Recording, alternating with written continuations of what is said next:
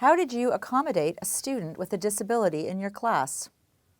Well, I'd had a number of students with disabilities in multiple classes over the years, and I'd become increasingly, I used the student with a disability requesting accommodations to think about assessments more generally, and we have this very odd, idiosyncratic system where we load 100 people into a gym and give them a common test, and they write for 3 hours, and somehow that scores whether they understand the material. And it was never a good system.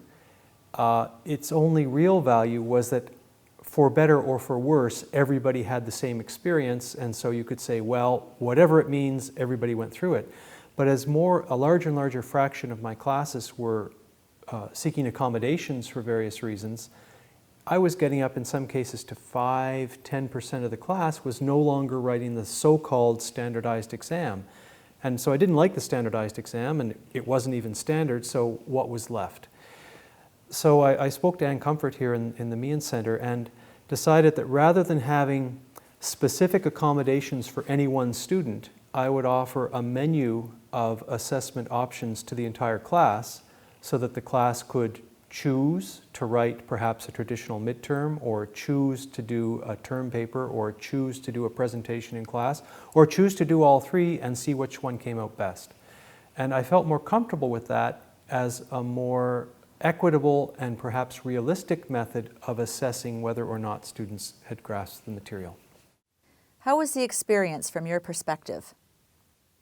In the past, I had many specific accommodations: extra time, scribes, large print, quiet room, time of day, many different individually specific accommodations. And I'm sure each one of them had some validity, but what really brought it home to me was I had a large class, and I had several students who had been officially diagnosed as having various learning issues. And then I had a student who clearly had a learning issue, but had not been diagnosed and would not admit it, and was not doing very well in the class. And I actually spoke to him a couple times saying, look, should we arrange some accommodation? No, I want to be the same as everybody else. And that really brought it into focus that there was no common basis anymore. And so, okay, let's give that up. It was never a good system. I'm going to leave it behind.